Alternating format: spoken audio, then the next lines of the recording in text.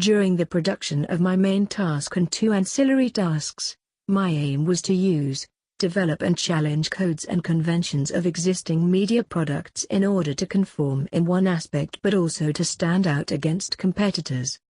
In some aspects, it was beneficial that we conformed to certain conventions such as the use of celebrity endorsement. According to the uses and gratification theory, which is about the consumer's cultural setting and needs, people consume media for one of the following reasons: surveillance, personal relationships, personal identity, diversion. In this instance, my magazine conforms to the concept of people consuming media for their personal identity. Due to celebrity endorsement used on both the front cover as well as the article used in the double-page spread, it enables people to reinforce their personal values as they look up to their respected role model. Despite my magazine conforming in this aspect, I was able to develop this typical convention by making the celebrity a female. From my initial research into sports magazines such as Forever Sports, I gained an understanding that the main image was usually a man, as they are stereotypically seen to enjoy sport more. However, I have used a countertype of this, challenging the dominant ideology that women don't want to play sport. As well as this, it also creates a niche market, as there isn't many magazines on the market for my target audience to consume. During the research and planning of my main task, I was able to identify that sports magazines are typically targeted towards teenage males. With that in mind, I decided to make sure that my media product was accessible to this audience, but also expanding on it by primarily focusing on women.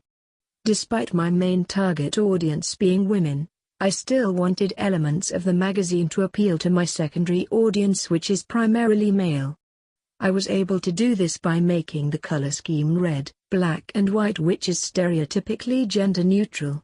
Additionally, red has connotations of power and aggression, which are two things often associated with sport. With that in mind, the use of color links to the theme of my magazine, adding unity and establishing it as being a part of the sports genre. Neutral colors such as white and black helps to create a contrast and bring all the color out, as on their own they don't create a particular message and instead are used to support additional colors. This ideology is seen not only in sports magazines such as Fight Sport, but is also seen throughout any genre of magazines such as fashion and lifestyle magazines.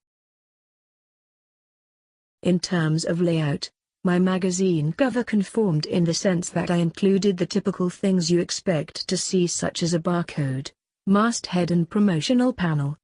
However, I decided to move the masthead so it went down the side, as this adds more interest to my magazine. After all, according to Steve Neal, the success of a media product relies on both repetition and unique elements. In this instance, I have added unique qualities such as layout and the use of females, as well as adding typical elements and conventions to my magazine cover so it is established to be in the sports magazine genre. This concept also supports Daniel Chandler's theory in that in order to be recognized to be a certain genre, then it must include certain elements, which I have been able to achieve. After all, it is important to have particular elements such as contact details in the footer of my magazines, as this adds a familiar element, making audiences recognize the magazine for what it is. Whilst appealing to all audiences, this will benefit those in particular who conform to the survivors group of Val's theory, as they don't like change and take comfort in what's familiar. In terms of my website, I have conformed by adding social media links.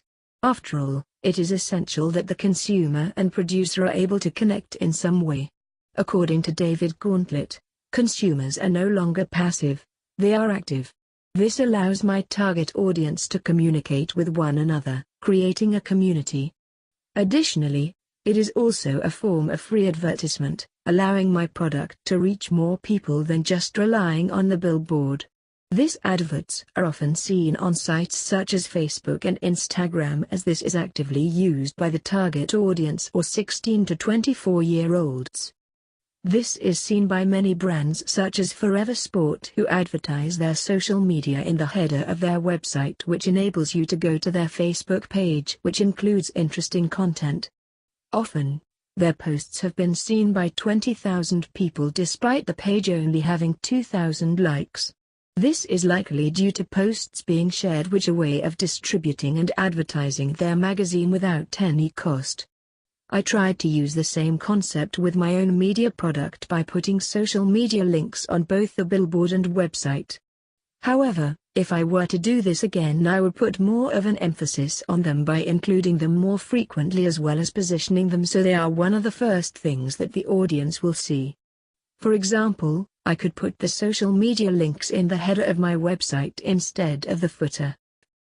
To conclude, my media product changes and develops typical conventions of existing media products whilst also conforming to traditional values in some aspect in order to appeal to the target audience.